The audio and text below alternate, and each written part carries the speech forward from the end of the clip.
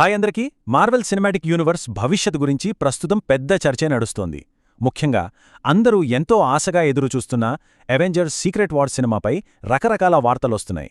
అందుకే ఈరోజు మనం రీసెంట్గా బయటకొచ్చిన 3 పెద్ద రిపోర్ట్స్ని డీకోడ్ చేసి అసలు తెరవెనక ఏం జరుగుతోందో తెలుసుకునే ప్రయత్నం చేద్దాం. సో ఫస్ట్ ఆఫ్ ఆల్, ఇప్పుడు అందరినీ తొలిచేస్తున్న ప్రశ్న, ఇన్ఫినిటీ వార్ మరియు ఎండ్ గేమ్ లాగే మార్వెల్ హిస్టరీలోనే బిగ్గెస్ట్ మూవీగా రాబోతున్న సీక్రెట్ వార్స్ కూడా 2 పార్ట్లుగా రాబోతోందా? ఓకే, మనం మొదటి సెక్షన్లో ఈ 2 పార్ట్ మూవీ గురించి వస్తున్న ర్యూమర్స్లో నిజమెంతుందో చూద్దాం. ఇది నిజంగా జరగబోతోందా, లేక ఇదంతా జస్ట్ ఒక గాసిప్ మాత్రమేనా? ఒకవేళ నిజమైతే దానివల్ల కథపై ఎలాంటి ప్రభావం ఉంటుంది? ఈ రూమర్కి మరింత బలాన్నిస్తూ ది కాస్మిక్ సర్కస్కి చెందిన చాలా నమ్మకమైన సోర్స్ అలెక్స్ పెరెజ్ ఒక మాట అన్నాడు.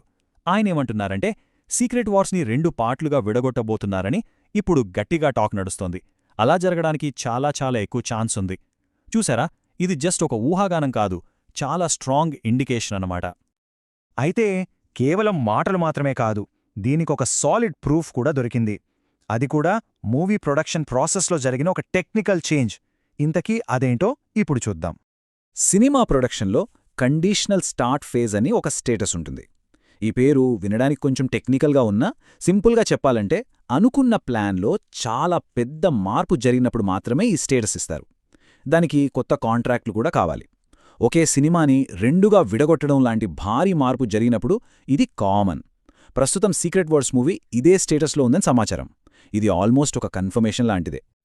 మరి ఈ డెసిషన్ మంచిదా చెడ్డదా అంటే 2 వైపులా పాయింట్స్ ఉన్నాయి. 2 భాగాలుగా తీస్తే కథను నిదానంగా ప్రతి క్యారెక్టర్కి ఇంపార్టెన్స్ ఇస్తూ చెప్పొచ్చు. కానీ ఒకే బిగ్ మూవీగా రిలీజ్ చేస్తే అది బాక్సాఫీస్ దగ్గరకు మర్చిపోలేని ఈవెంట్ అవుతుంది.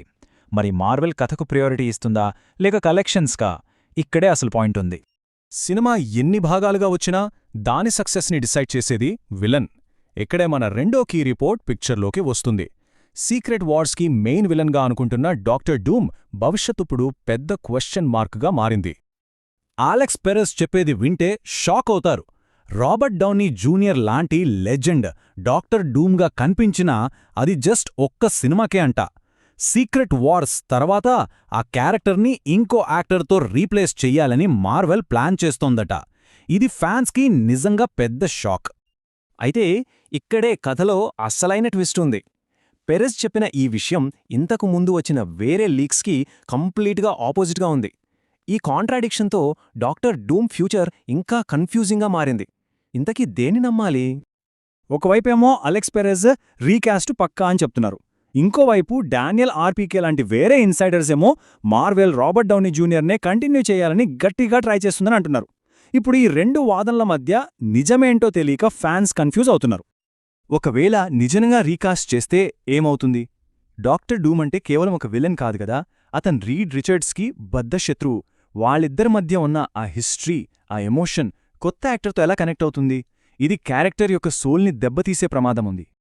సరే, ఈ సినిమా నిర్మాణం, విలన్ కాస్టింగ్, ఈ గొడవలన్నీ పక్కన పెడితే మన 3వ రిపోర్ట్ కదా స్కేల్ని మొత్తం మార్చేస్తుంది.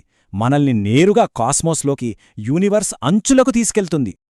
ఈ కొత్త రిపోర్ట్ని అర్థం చేసుకోవాలంటే ఎంసీయూలో ఆల్రెడీ ఎంత పవర్ఫుల్ బీయింగ్స్ ఉన్నాయో గుర్తుచేసుకోవాలి. ఇటర్నిటీ, లివింగ్ ట్రిబ్యునల్, సెలెస్టియల్స్, యూనివర్స్ని శాసించే ఇలాంటి వాళ్ల మధ్యలోకి ఇప్పుడు ఇంకొకరు ఎంట్రీ ఇవ్వబోతున్నారు. రిపోర్ట్స్ ప్రకారం మొత్తం మల్టీవర్స్ నాశనమవుతుంటే దాన్ని సైలెంట్గా చూడ్డానికి ఒక పాత ఫ్రెండ్ తిరిగి వస్తున్నాడు. ఎవరో గెస్ట్ చేశారా? చాలామందికి ఇప్పటికే ఐడియా వచ్చేసుంటుంది.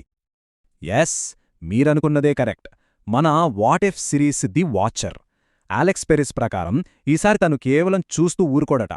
మల్టీవర్స్ విధిని డిసైడ్ చేసే ఈవెంట్స్లో చాలా ఇంపార్టెంట్ రోల్ ప్లే చేస్తాదట. ఇది చాలా పెద్ద విషయం. ఎందుకంటే ఇప్పటిదాకా యానిమేటెడ్ సిరీస్గా పక్కన పెట్టిన వాట్ ఇఫ్ని ఇప్పుడు డైరెక్ట్గా మెయిన్ ఎంసీయూ కథలోకి, లైవ్ యాక్షన్లోకి తీసుకొస్తున్నారు. అంటే యానిమేషన్ కూడా ఇప్పుడు రియాలిటీ అనమాట. ఓకే, ఒక 2 భాగాల సినిమా, కన్ఫ్యూజన్లో ఉన్న విలన్, తిరిగి వస్తున్న ఒక కాస్మిక్ గార్డియన్, వీటన్నిటినీ కలిపి చూస్తే ఎంసీయూ యొక్క కొత్త రోడ్ మ్యాప్ ఎలా ఉండబోతోంది? సో మనం చూసిన ఈ 3 రిపోర్ట్స్ 3 కీ పాయింట్స్ని హైలైట్ చేస్తున్నాయి.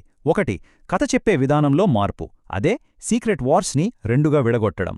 2, క్యారెక్టర్స్ విషయంలో మార్పు, అదే డాక్టర్ డూమ్ రీకాస్ట్. 3, కథ స్కేల్లో మార్పు, అదే వాచర్ ఎంట్రీ. గుర్తుంచుకోండి, ఇవి కేవలం గాసిప్స్ అనుకోవద్దు. ఇవి మార్వెల్ ఫ్యూచర్ స్ట్రాటజీకి సంబంధించిన క్లూజ్.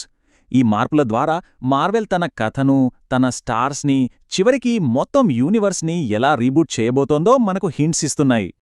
ఇంత కన్ఫ్యూజన్, ఇన్ని మార్పుల మధ్య ఎంసీయూ నెక్స్ట్ సాగా నిజంగా ఎలా ఉండబోతుంది? మార్వెల్ ఈ భారీ ప్లాన్స్తో ఎండ్ గేమ్ని మించిపోతుందా, లేక ఫ్యాన్స్ అంచనాలని అందుకోలేక చతికిలపడుతుందా? దీనికి కాలమే సమాధానం చెప్పాలి.